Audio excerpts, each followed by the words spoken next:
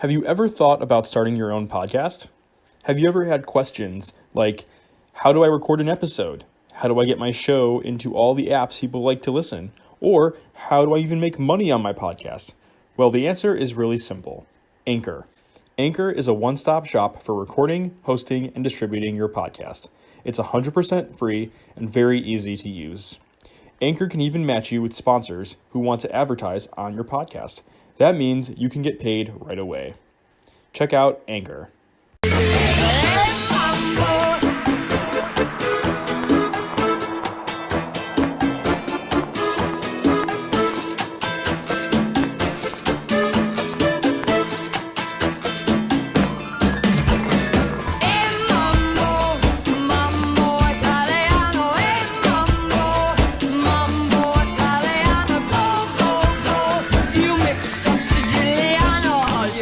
Crazy, do the mambo like a crazy rhythm.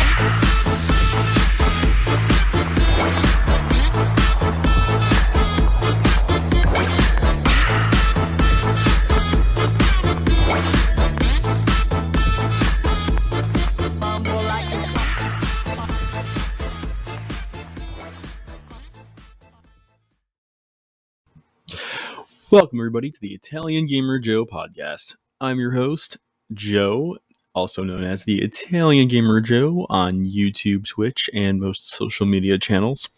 The day is August 29th, 2021, and it's the top of the hour. It's 7 o'clock p.m. I'm excited because today I'm going to be reviewing the game 12 Minutes for PC and Xbox. Again, I am going to be giving you a review of 12 Minutes for PC and Xbox. I'm really excited. It's a really great game. And let's just jump right in. The system of time moving with or without player input isn't necessarily new to adventure video games. In July 1997, developer Smoking Car Productions released a game called The Last Express. The game itself is about an American man who accepts an invitation from an old acquaintance of his to board the Orient Express several days before the start of World War I. When he arrives on the train, he discovers that his friend has been murdered. The main character must figure out who murdered his friend and jump into a world of lies, political conflict, romance, and more murder before the end of his train ride. The Last Express was made with a time system where time kept moving forward regardless of the player's input or not. Characters went about their schedules, conflicts played out, and the train continued making its way to its destination. Depending on the player's choices, they can also unlock timed checkpoints where they can travel back in time and play out choices differently, thus changing the course of the story. Smoking Car Productions created 34 endings, 4 of which are main endings, and 1 of which is a canon true ending. In October 2000, Nintendo released a game that forever changed the world of game development: The Legend of Zelda: Majora's Mask. The game takes place a few months after the first game, The Legend of Zelda: Ocarina of Time. Link, the main protagonist, is on a quest of his own and somehow ends up in a parallel universe called Termina. While in this new world, Link discovers an ugly truth. Termina will be destroyed by the moon in 3 days if he doesn't do something about it. To Link's advantage, he's able to see a complete timeline, slow or hasten the timeline, reset the timeline altogether, and more. He can also observe characters, alter their schedules throughout the timeline. He can even learn information in some timelines and use that information in others. The game was profound in a way that no game has ever ventured before, and critics universally agree that it could be one of the best video games ever made. Majora's Mask to this day still has a cult following. In July 2005, developer Procedural Arts released an artificial intelligence game called Facade for PC. In the game, players assume the role of a close friend between a married couple, Trip and Grace. When Trip and Grace invite you to their apartment in New York City, the event starts out pleasant but soon becomes strange when the couple begin to confront each other and argue. The player's actions or inactions during this time frame can cause the couple to apologize and get closer together, drive a wedge between them, or cause the player to get kicked out of the apartment. The game's interactive conversation system, 3D environment, and consistent flow of time sparked lots of conversations in the gaming community surrounding adventure games, artificial intelligence, and player action. The game itself was so widely popular that it was included in the book 1001 Video Games You Must Play Before You Die. In January 2011, popular developer Capcom released a game called Ghost Trick Phantom Detective for the Nintendo DS. The game centers around a man named Cecil who's been murdered and is now a disembodied soul. Cecil has no memory of how or why he was murdered, and now he must find out why before the sun rises, otherwise, he will pass on. The amazing concept behind Ghost Trick is that Cecil can possess objects in his environment and make them perform actions. For example, possessing an umbrella to open up, or possessing a car to honk, or even possessing a bike to start moving on its own. In order to figure out what happened, Cecil must stop a serial killer from killing off people through timed events. Murders play out in real time. Cecil must try to stop each murder by thwarting plans and possessing objects to stop the killer in their tracks. Sometimes players will need to rewatch murders that happen over and over again in order to solve a puzzle. Ghost Trick Phantom Detective was so popular in both Japan and United States that it received numerous nominations and awards for its storytelling, gameplay, and innovative use of time mechanics. So as you can see, games involving the manipulation of time to solve puzzles are no stranger to the game development industry. However, the way in which these games are created seem to change, and it's always refreshing to see what game developers can do to challenge players with their time manipulation systems. When developer Luis Antonio released his preview for 12 minutes at 2015's PAX East event, he sparked excitement for yet another time manipulation puzzle game. He showed off a prototype game where the player must spend a singular period of time to save not only themselves, but the person they love from danger. Due to development delays, Antonio continued his efforts and even got a hold of publisher Annapurna Interactive. He also got 3 major actors, James McAvoy, Daisy Ridley, and Willem Dafoe on board as well. All of the casting, development, voice acting, and more happened during the global pandemic. Antonio brought on a larger team to help finish the game, and in 2019, Antonio showed off 12 minutes at Microsoft's E3 event with a release date set for 2020. Due to the pandemic, however, the game was further delayed to 2021. Finally, 12 minutes was released August 19th, 2021. Since its release, 12 minutes has seen universal praise and acclaim. IGN rated the game a 9 out of 10. Metacritic reviews, on the other hand, rounded up to about the 78th percentile. The game released for PC and Xbox. Hideo Kojima, the developer responsible for the Metal Gear games, mentioned, "I haven't been into a game this much since Inside," and he mentioned that he's so inspired by 12 minutes that he wants to make another adventure game. Over the last several weeks, 12 Minutes has taken the world by storm, filling our Twitch communities, social network feeds, YouTube channels, and more. And rightfully so, the game deserves its praise. 12 Minutes is a top-down style 3D adventure game. The player is in the role of McAvoy's character, the husband. When the husband arrives home from work, a single-bedroom apartment, he's greeted by Daisy Ridley, his wife. The wife announces that she's pregnant and that the couple will be having a baby. The night turns into a celebration filled with dessert, romance, and even dancing.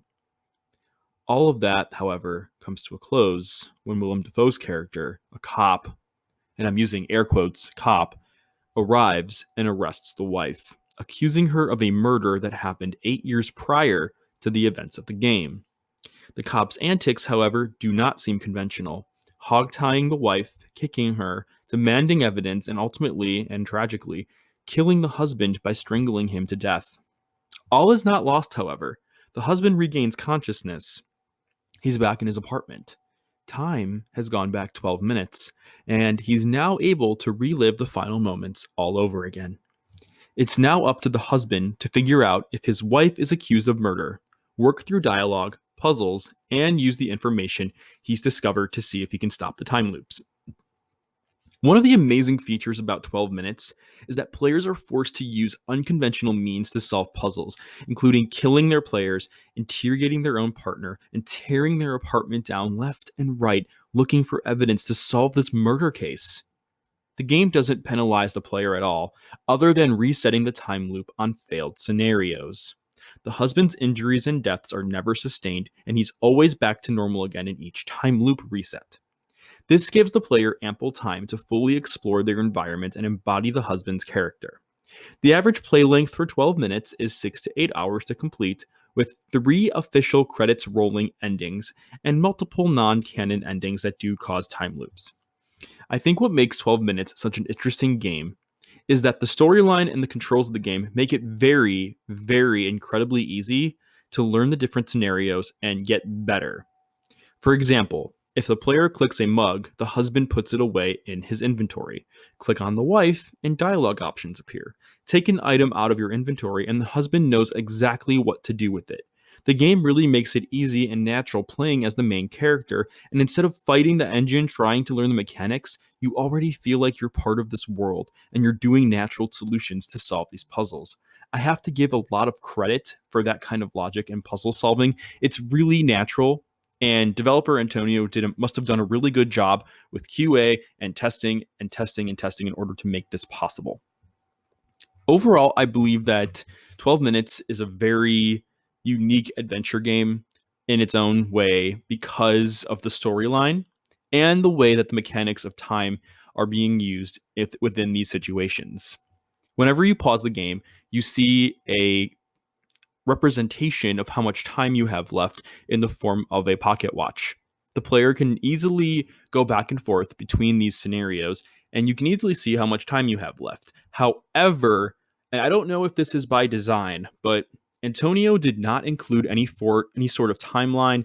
He did not include an evidence system. He did not include any sort of item system that shows you more information about what you've learned. A lot of what you go through in the game, a lot of the knowledge that you gain happens on the spot. So you may be finding yourself learning these new pieces of information and having to write it down or having to remember it.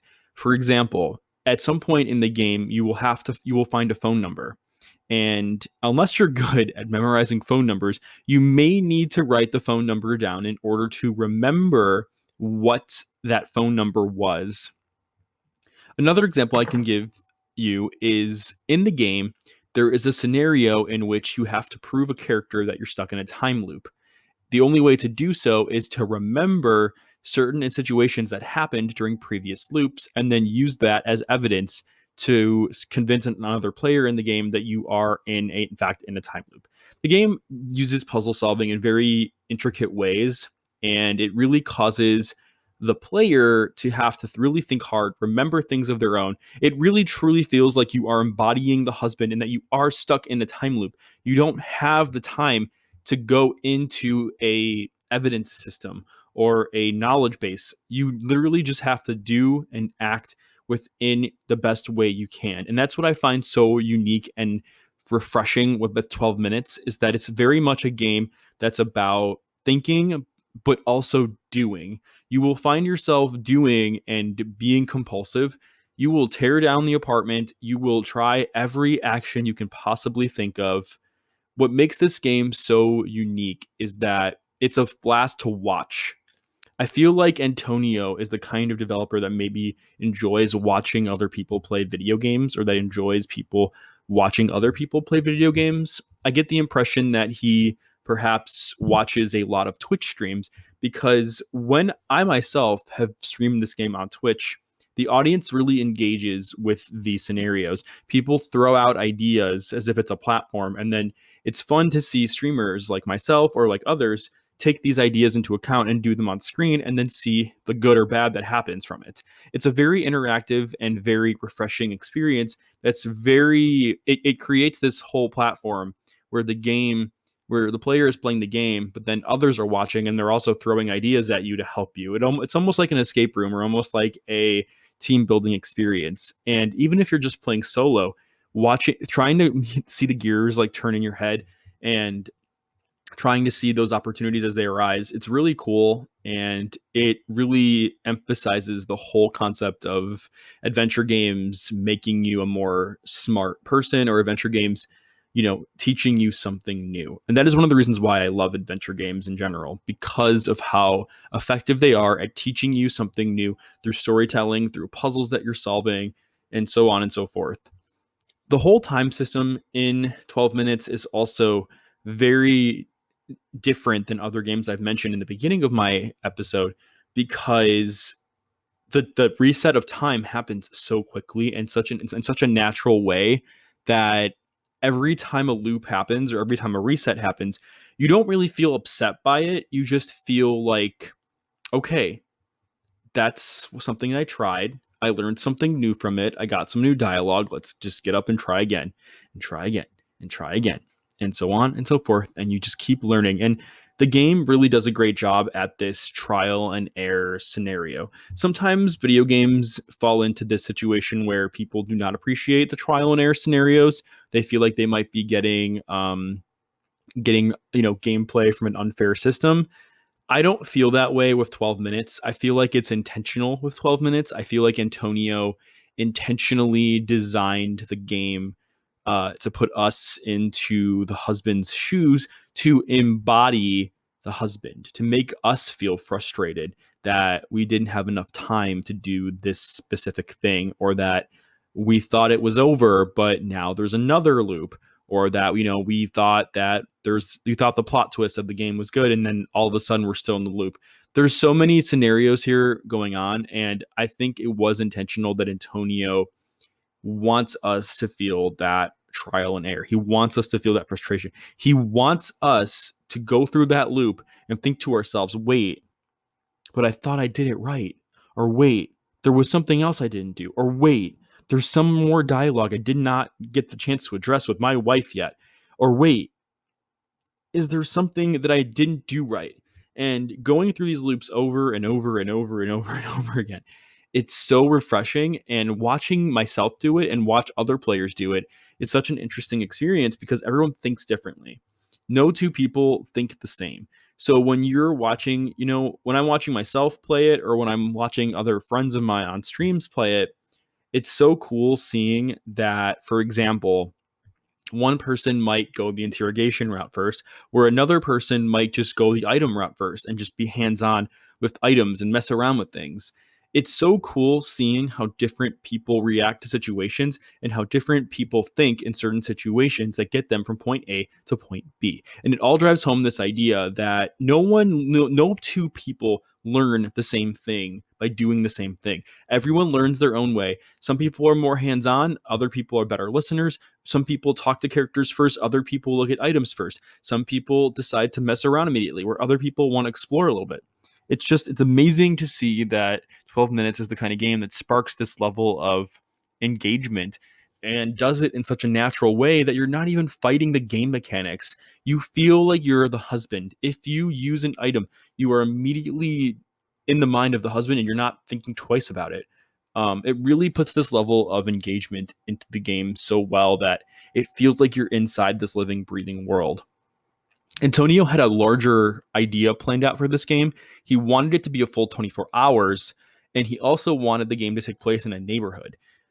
Due to the scope of the game and the fact that he's an indie game developer, he ended up scaling the game back and ultimately decided to do a one-bedroom apartment and then 12 minutes. How it is cool to me to hear that he wanted to go that scope and go that far with it. And because of the 12 minutes' success, I wouldn't be surprised if he did consider writing a sequel, and this whole neighborhood approach might end up being part of a sequel. I would not be surprised to hear if the resources and the funds he gets from this game actually help propel a sequel in the same universe, or a sequel in the same kind of system that he used from this game. I would not be surprised at all. I'm so proud of, and whenever I see stories of indie game developers that go through this struggle and create these kinds of games, I always get so proud and so happy, especially as an indie game developer myself with my own game in development. It makes me really happy being able to see this kind of experience and see these kinds of games coming out. And I'm so happy for Antonio, for Annapurna Interactive, for being able to create this kind of experience for us and to really drive home such an amazing cinematic experience. I mean, James McAvoy, Daisy Ridley, and Willem Dafoe. For those of you that don't know, James McAvoy, I'm most familiar with him from the M. Night Shyamalan films, Split. He was really good in that film. Daisy Ridley is from Star Wars, and then Willem Dafoe is the Green Goblin from one of the early Spider-Man films. So these are big actors that came in and did voice work for these games, and they do a fantastic job at voice acting these roles. I truly felt like I was watching a McAvoy film. I felt like I was watching Ridley and Defoe on screen. This game really does a great job at feeling like you're watching a movie. It feels like you're in a Netflix show. I mean, for the 6 to 8 hours that it takes to complete, it really does feel like you're watching a TV show play out. That you're looking at episode, that you're binge watching a show. It really feels that way on screen. And especially because the player's input makes a big difference, feeling like you're inside this interactive TV show or this interactive game, it's just so cool and so innovative in so many ways. Like I'm so impressed by 12 minutes. I'm so impressed by the experience. And even though it is in some ways somewhat linear, it's just non-linear enough that getting to from point A to point B has so many ways to get there, and that no two ways are wrong or right. It doesn't really matter how, because figuring out the new information, really, regardless of how you get to that point, you're gonna get to that point at some point. And the voice acting of the game is so positive and so essential, and it really added to the atmosphere of the game. That was a lot. I recommend 12 minutes. I highly recommend 12 minutes. I think 12 minutes is the kind of game that and that any audience could really enjoy. I think that the game is probably better suited for audiences that are comfortable with thrillers and horror genre. The game, some critics did say that the game should definitely have a disclaimer before the game starts, saying, "Warning: this game contains violence. This game contains blood. This game contains some really uncomfortable situations here. Please be careful." There is a scene in the game where the player, in order to solve the puzzle, has to do something that's out of their control, and there are some uncomfortable situations that the player must go through in order to solve the puzzle. Is it new to the storytelling? No. Are there games that have done it worse? Yes.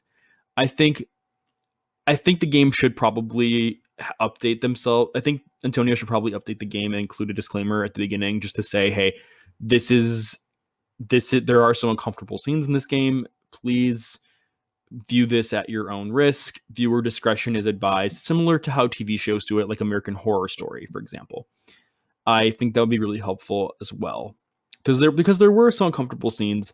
Are they new to the gaming world? No. I mean, I've played Resident Evil, I've played Silent Hill, I've played games that do it way worse than 12 minutes.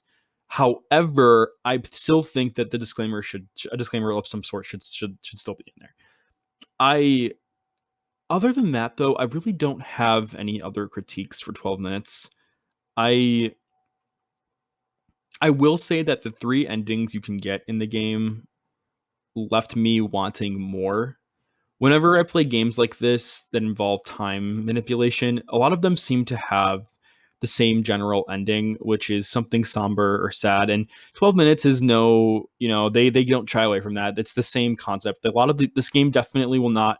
You will leave this game with mixed feelings, I think, but I don't think it's in a bad way. I think that it's just the story Antonio was weaving, and I do wish there was a better circumstance I wish there was a better way to tell the story, that it could have ended a little bit more on a positive note. And this is by no means a spoiler. It's just that when you have a game like this, it's hard to, with the setup that Antonio built his world around, it's really hard to have a happy ending. It really is. And there's a lot of themes that I think in this game really tries to handle. Like, for example, ignorance being bliss. The less sometimes sometimes you don't need to know the whole truth about something, or sometimes sometimes the lie, like the difference between lying and the truth, like is a lie sometimes better, or is ignorance sometimes the better scenario between a truth and an ignorance? Like, are you better off like having the lie? Another thing I want to bring up is a quote in this game that I really liked.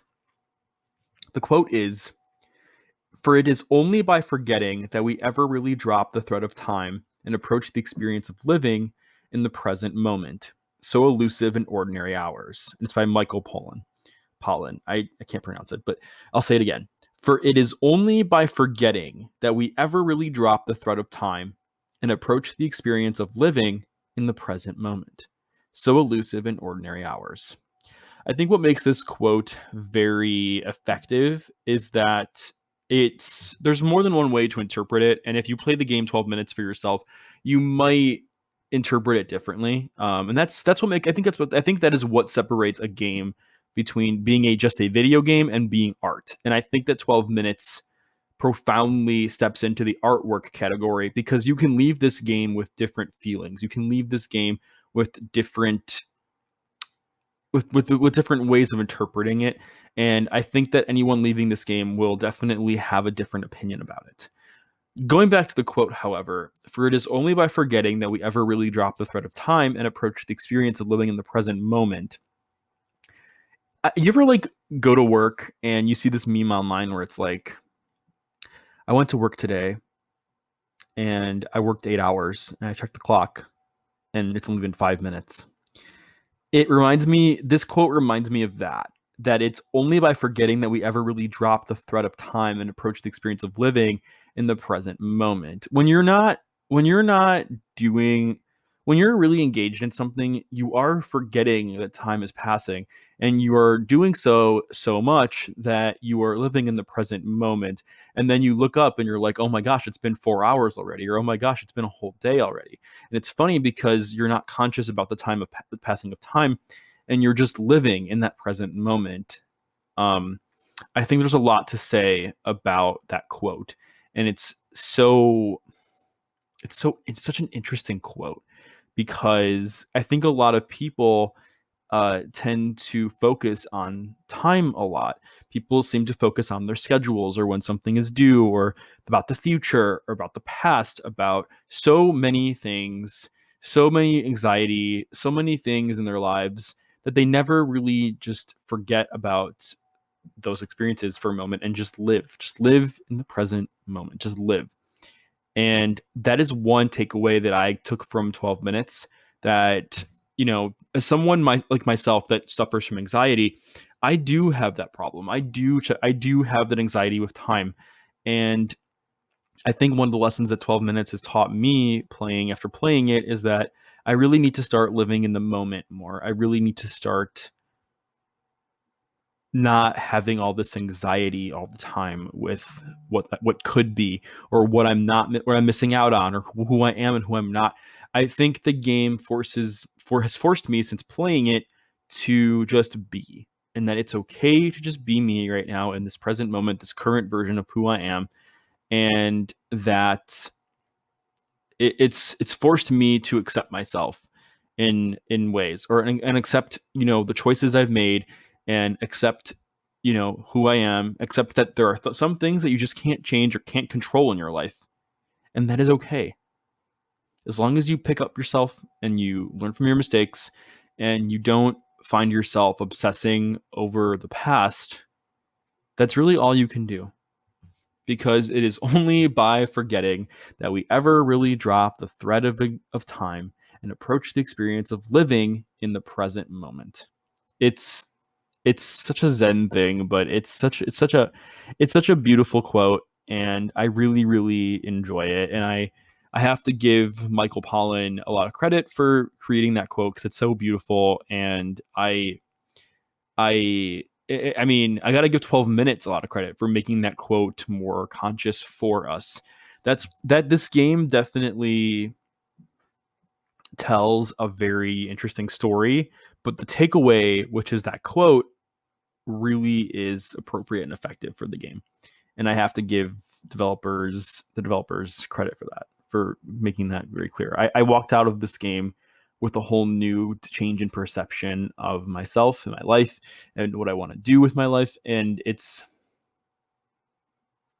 been quite a roller coaster ride.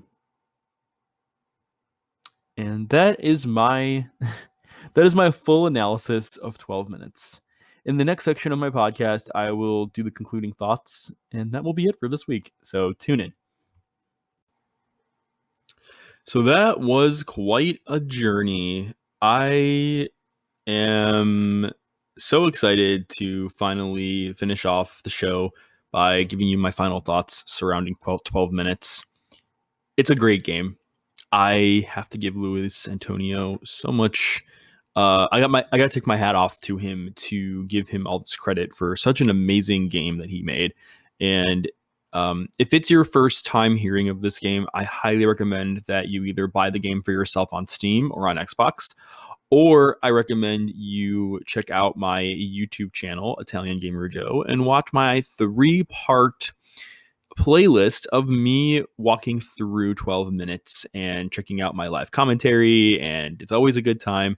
Definitely check out either my YouTube channel, Italian Gamer Joe, and watch 12 minutes there, or purchase the game for yourself, or why not both? Porque no los dos? Why not do both? So yeah, I want to thank you all for, if you're listening to this podcast, for taking the time to support my content, to support my Twitch stream. If you haven't done so before, I highly recommend you download Twitch, check out Twitch, and follow my Twitch streams. I stream pretty frequently, and I play a lot of different adventure games. Also, if you prefer more to watch the videos after I stream, you're more than welcome to subscribe to my YouTube channel at Italian Gamer Joe. Once again, it's Italian Gamer Joe, all one word.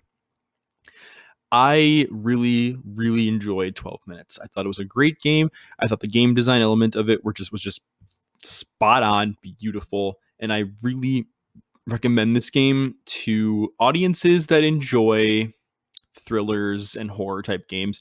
This game definitely won't be the most comfortable if you are not a fan of thrillers or audio of those kinds of games. I think there are scenes in this game that can be uncomfortable for some audiences.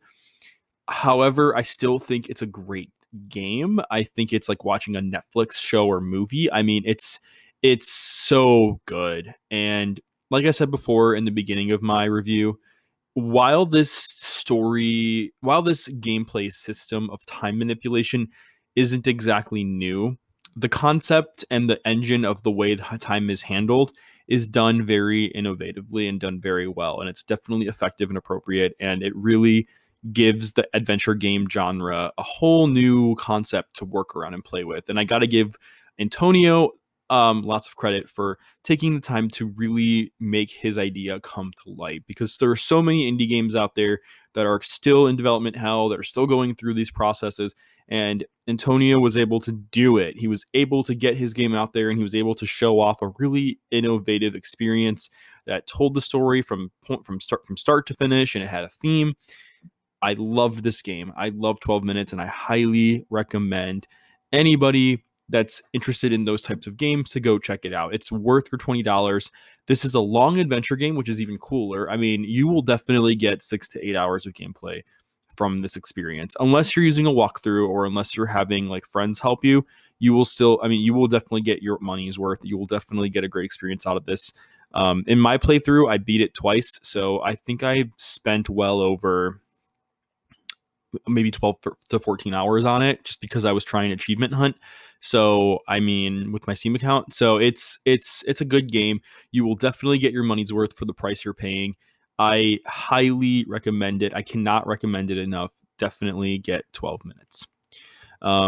So this concludes my Italian Gamer Joe episode of the week. I want to say thank you all for tuning in. I'm so happy that I'm continuing with my podcast, and tune in next week for another review, next Sunday for another review. Hopefully I will post the podcast episode sooner than 7:00 at night, but I am going to try to start being more consistent with my podcast episodes, because I do have fans that do enjoy listening to my content. So I just want to say thank you all so much again for taking the time to listen to my show. If you have any feedback or you want to you want to send me some ideas or some games that you want me to try playing, you are welcome to reach out to me on any of my social media channels. I'm Italian Gamer Joe. You can reach out to me on Twitch, on Facebook, on Instagram, on YouTube. You can reach out to me through any of these channels. You can also join my Italian Gamer Joe Discord community. It's linked. The link to my Discord community is in Twitch. So if you go to my Twitch stream, you can also join my Discord community where you can reach out to me there and you can talk to me there. You can recommend some games you want me to play. I play a variety of games, but I mostly stick to adventure games, including Nancy Drew, obviously 12 Minutes, and much, much more. Once again, I want to thank you all so much for taking the time to listen to my show. I will be here again next week. I hope you all have a fantastic evening. Buonanotte a tutti, everybody, and have a great night. See you all next time.